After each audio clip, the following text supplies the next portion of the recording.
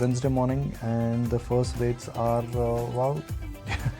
The index of 19,000. If you have a 6-point change, you actually would say it's like no go, so to speak.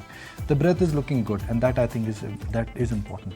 What is interesting for me is that the power stocks have started correcting. I don't think I'm missing on anything here, but Suzlon is down, Ratan India Power is down.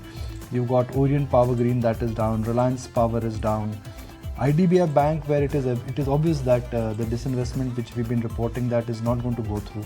It is on the back burner now. That stock, because of the weight of what is happening in terms of the expectation versus reality, that the stock I think has not collapsed, but it is down.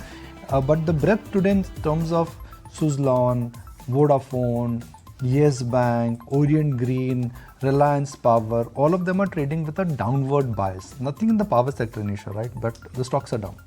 Yeah, nothing specific in terms of news flow. It's just, I think, some sort of profit booking, because all of these stocks have had a solid run, and that seems to be the nature in the market today. A bit of profit booking, a bit of consolidation.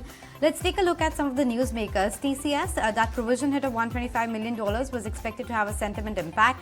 Yes, we are seeing that on the stock. Texmaco as well, wherein the QIP of 750 crore has been launched at almost 13% discount. It's actually managing to hold up okay. You also had IIFL Finance came up with that FY25 guidance of theirs. It was a decent kind of show in terms of the expectation going forward. Pretty much flat for the trading session. All Cargo Logistics, wherein the numbers for the month of October did not look very impressive. It was actually down 4% on a year-on-year basis. And the New Grow as well, wherein RBI circular impact they had envisaged will not have any impact on ROE and ROA, was also going to be in focus. Polycab and RR Cable and KEI, these are some of the cable companies we want to put the spotlight on. Of course, there was that Goldman note as well that came in, but these stocks had a good run in the trading session yesterday. Not a lot of these big buzzers, to be honest with you. It's Tata Investments, which is up 2.5%.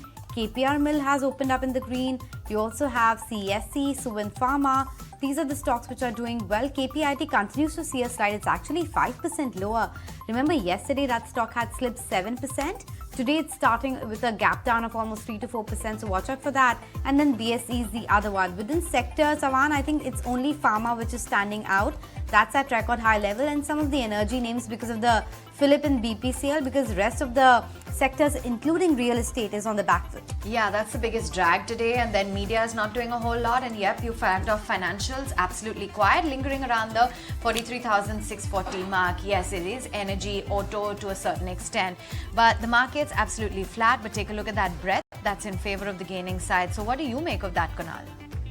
Yeah, so I think it's an okay start on the index. We are still hovering around the 90,800 mark for the Nifty. The Bank Nifty is underperforming, and I think that's been the script over the last, I think, few trading sessions. Reliance Industries is something which I would be keenly looking out for, specifically after yesterday's breakout about that 2350 mark. So that's the stock which I've picked up for the opening trade. Okay, but Kunal, actually, I wanted your take regarding KPIT Tech as well. After this, cut off almost 5% today, 7% yesterday. What would be your recommendation? See, I think the stock would probably sooner or later get into a bottom formation zone. So what was happening earlier, Anisha, when the stock was at 1640 levels, the 200-day moving average for the stock was almost at a 64-65% divergence from the stock price. Now, when the stock comes closer to that 1400, 1350 mark, the divergence would get narrowed significantly, and it would also coincide somewhere around the 50-day moving average for KPIT Tech. I think that would be a good zone to try and buy the stock. Naresh, your first trades? So that would be a buy on Ashok Leyland, expecting this to slowly and steadily go towards the 190 mark.